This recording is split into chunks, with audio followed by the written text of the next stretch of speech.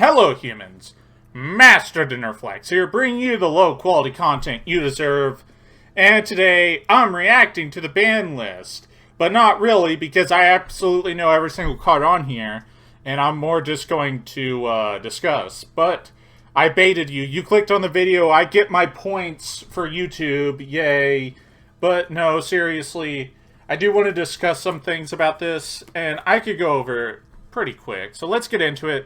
Protos, this needed to be banned. It's not like you can even hit it in any meaningful way that isn't at 0. It's just not possible. It's pretty degenerate. Scantos, people like to point out, hey, this card's also the same thing. It isn't. Because Protos can only... It has 6 choices, whereas Scantos has like 30. Like, there's a huge difference in that. And it's just one of those things. But Protos, the fact that it was infinitely searchable by so many means, it had to go. Eva banned has got to be kind of dumb. I'm going to be truthfully honest. Eva is a very, very powerful card. I won't lie. But this, if anything, hits... Like, it prevents the agents... Like, it prevents agent experimentation in the future that people were planning for. It makes Diviner, virtually unplayable in Drytron at this point. And, like, of all these things, this is just another way to avoid hitting Ben 10. And I don't know why they want to avoid banning Ben 10. It's not like it's a recognizable anime card. Even though it is, if that was really the case... This card would have been printed earlier than it was in 2016. So it's not that recognizable or fanfare. It's just a card they don't want to ban. Similar Bird of Sovereignty. I'm actually okay with this ban. I know a lot of people say this was the wrong kit. Or this hit wasn't very good. I actually do think it's pretty good. Because it's like one less Floodgate Link monster. Like, honestly. It's just one less of them. So we could slowly start, like...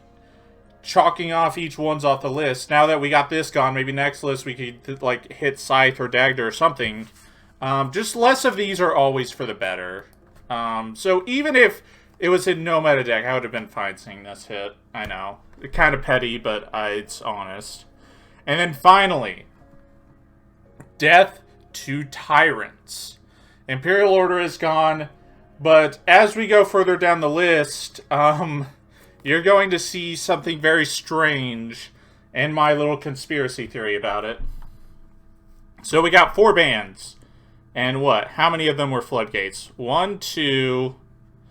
this one summons a floodgate, so 2.5. Yeah, like 2.5. Astrograph Sorcerer. Without Electromite, this card means nothing. I know people want to, like, hard copium on that. Ooh, but you could do this with Astrograph. No one cares. It's the fact that Electromite grabs this out of the deck and then summons it and then gets a search that makes this mean anything. Like, there's nothing else this card does that matters, really. It just doesn't. You'd have to go really far out of your way to make a combo good with it, and if you're doing that, just do something else. Destrudo to 1. I'm actually going to put both of these out in the same, like... regards, Snow and Destrudo at 1. So Destrudo at 1 is kind of insane. It pretty much means having access to any way to send or search it will allow you to make Aussie or any kind of Black Rose nonsense. That isn't that important. But the real thing I think matters with this card is now the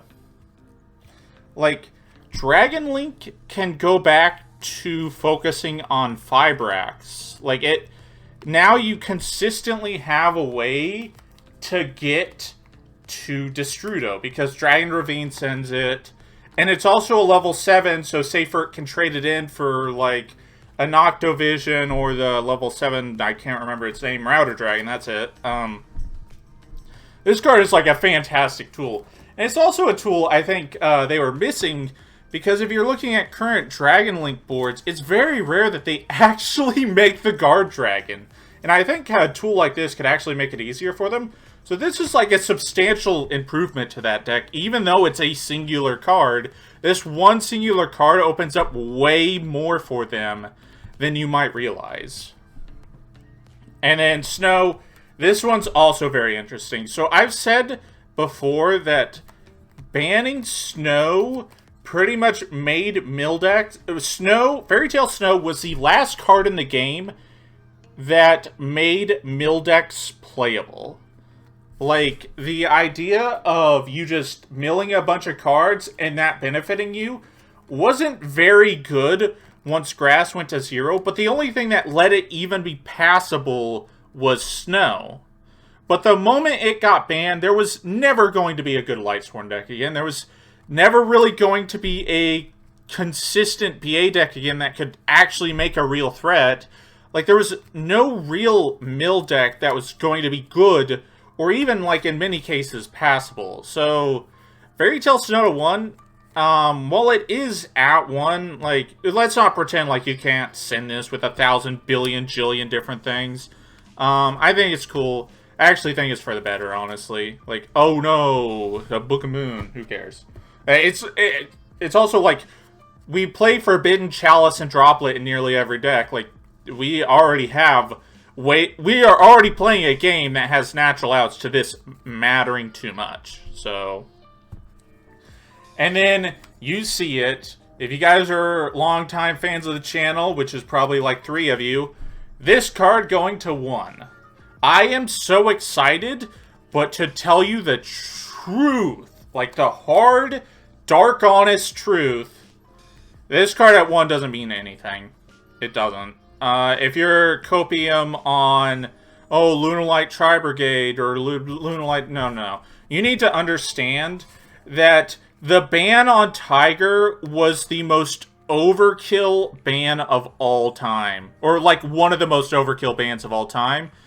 Because if you've actually played Lunalights for a long period of time, you understand that before this deck got hit, it needed absolutely every consistency boost under the sun, to the point that you were losing out on cards that interacted with your opponent.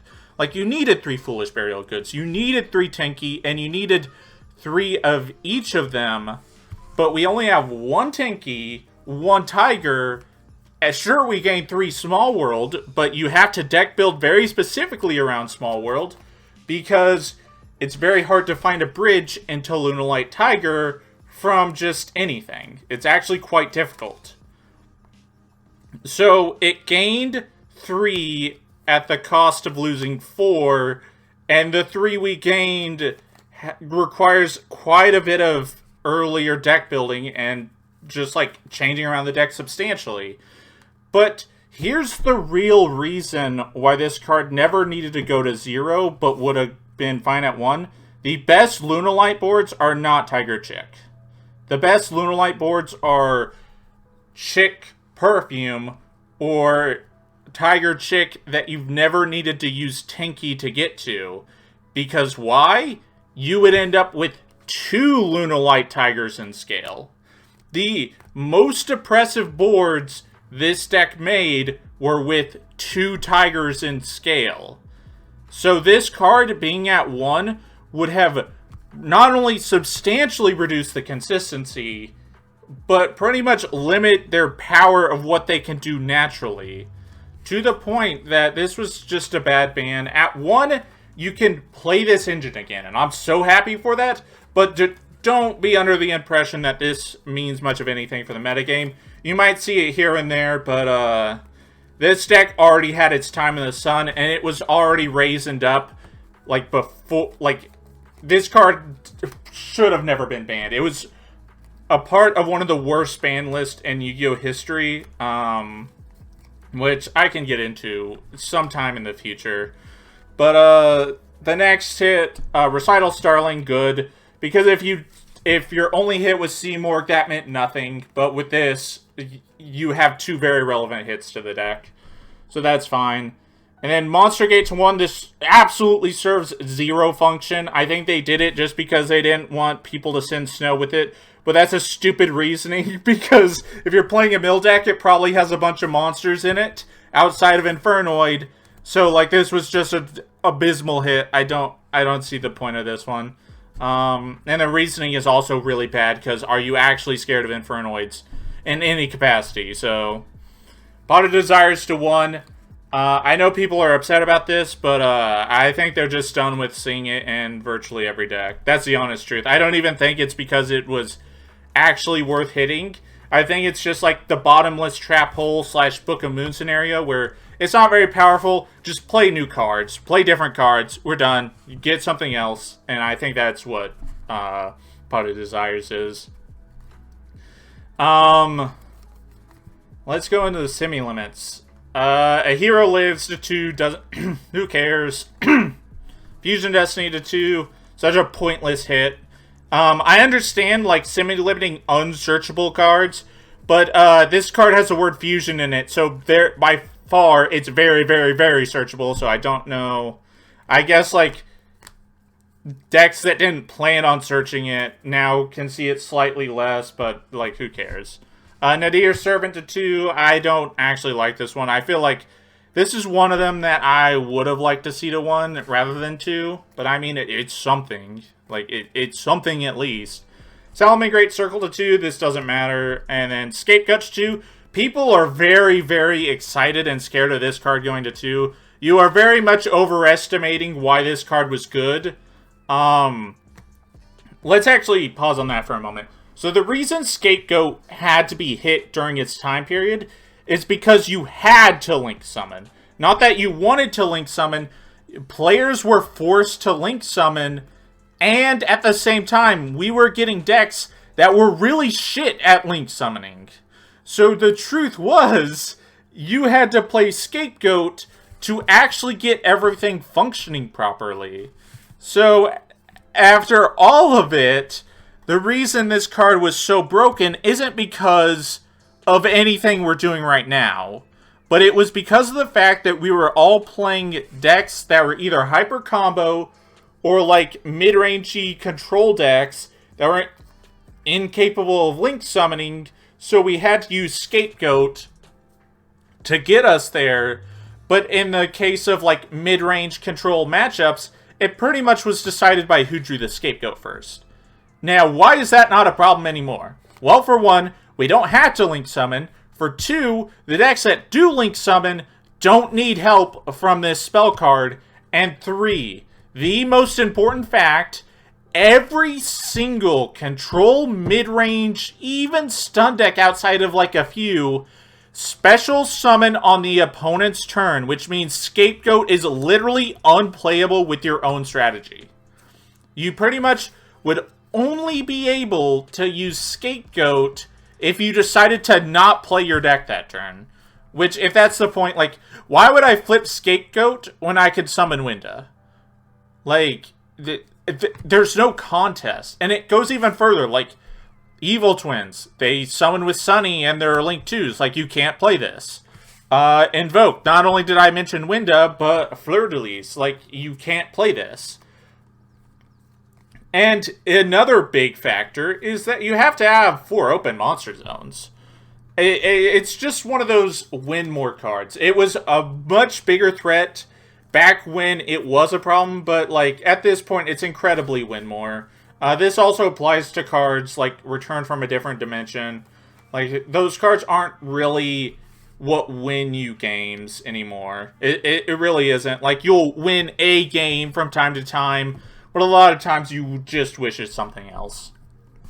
And then finally, no longer on the list, Nessie. I think they even brought this back just because it's, of those 3 like hit dangers, this is the weakest one because it has the weirdest level, and it's the one with the least guarantee, where the second place is Jack because it's always going to get you something when discarded, and then Tatsuno, the snake, because no matter what happens, you special summon it. So I think that's the reasoning for that. Skulker, Bad Joker, who cares? Metal Dragon, who cares? Emergency Teleport, we all saw this coming. So the last 2 I'm very interested in.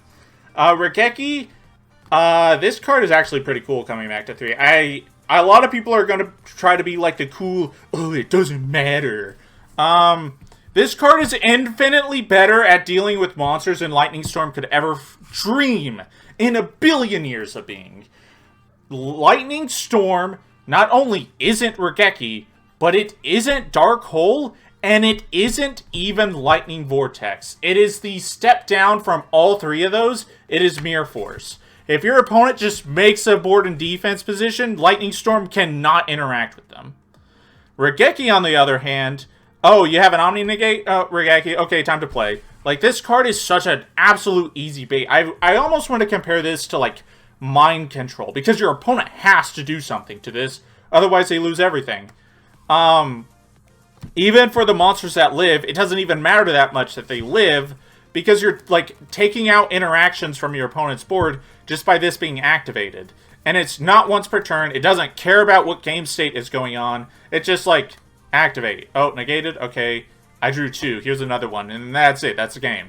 Like, this card is definitely better than people give it credit for, but I'm totally fine with this being at 3. I don't think it will actually be that game deciding, or even game deciding in general. But I could totally see people, like, citing 3 of this. Like, this is such a good anti-combo card that people don't give enough credit. And then finally, this is where my conspiracy theory came from, like, the beginning of the video.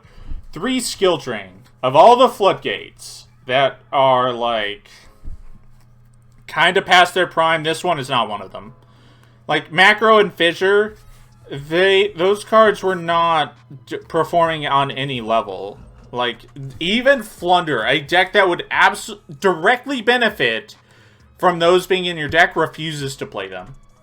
Like, but Skill Drain is not one of those cards that, it's kind of just powerful. It's honestly just that powerful. And that's why I want to say, this conspiracy theory comes in. Because not only did they not ban Mystic Mine, but they brought back Skill Drain to 3, and more importantly, they banned Imperial Order.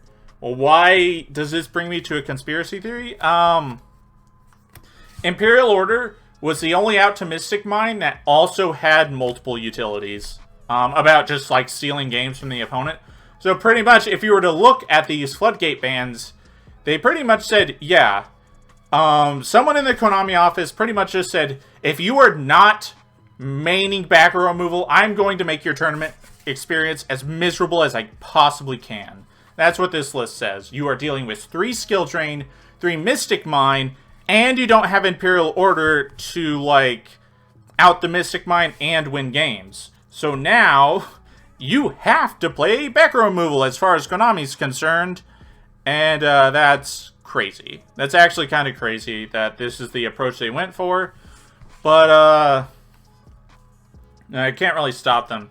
What was my opinion about the list? Outside of, like, not hitting Mystic Mine or Scythe, I think it's exceptional.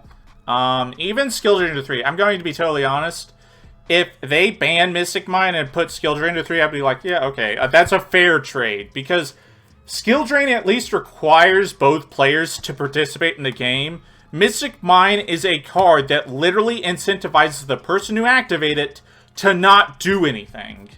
So, it's an anti-gameplay card, but for some reason, despite the fact that, like, the last 2 Remote Duel YCSs, so many games were just obviously being won by Mystic Mine, they didn't want to ban it. I think they're holding on too tight to that card. Just let it go, and if you want something that stops, like, combo, figure something better out. Oh man, it's like there's a level 2 Earth Insect that accomplishes the same thing, but incentivizes both players to play still.